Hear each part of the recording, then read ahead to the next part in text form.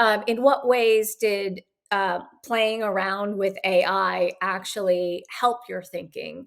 And in what ways did it actually potentially do its service? And then you had to continue to step back and take it from there. In particular, I was using ChatGPT as a wonderful thought partner, especially when sometimes we're isolated in our work and we don't have someone else to be able to brainstorm with.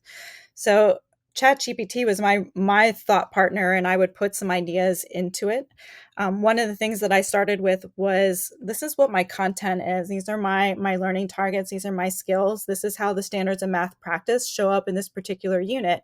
Now, how can you put this together so that it tells a story, but is relevant and readable to a seventh grader? And ChatGPT was able to do that pretty well.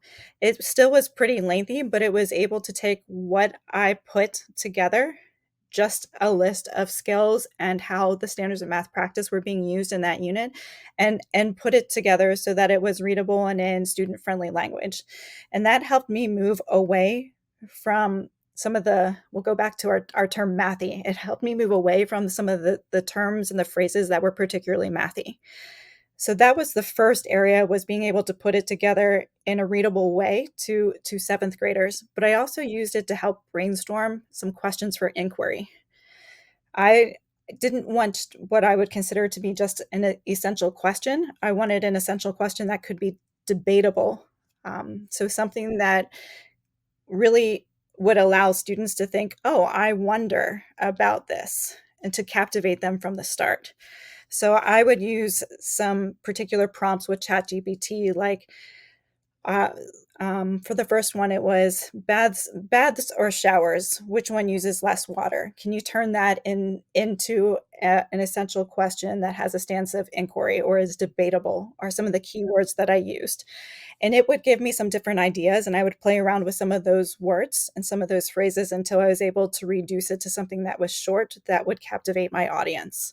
So I think what you're doing, Kristina, is really enlisting ChatGPT as another thought partner to continue to brainstorm ideas. But you're really taking possession over that aspect of storytelling. So you may have lots of good ideas when you use ChatGPT, but at the same time, start to step back and say, how can we continue to clarify who we're talking to in the first place? So, audience is significant and important.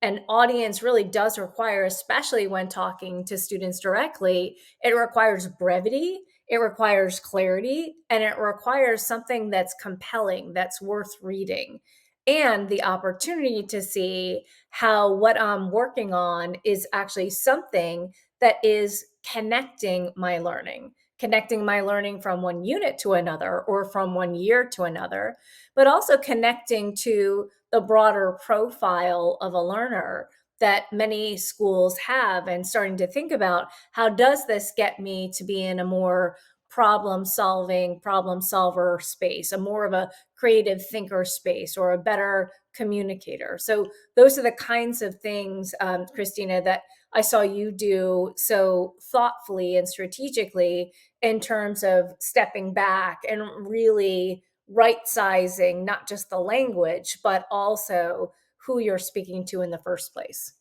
And cutting this down so that it fit on one page was harder than I thought. And that took a lot of reflection to think about, what is most important about this story? What is most important about this content? And how am I going to convey that, so that the unit still is coherent and still tells an accurate story? I found that to be pretty difficult. And that wasn't something that ChatGPT was able to help me with as much. That was something that we did together. And by going through that process with you, I feel like that I've gotten a lot better with it. And so I've tried it out with a couple other different units, and I'm getting better at cutting it down and trying to decide what truly is the most important. But some of that is also keeping the audience in mind.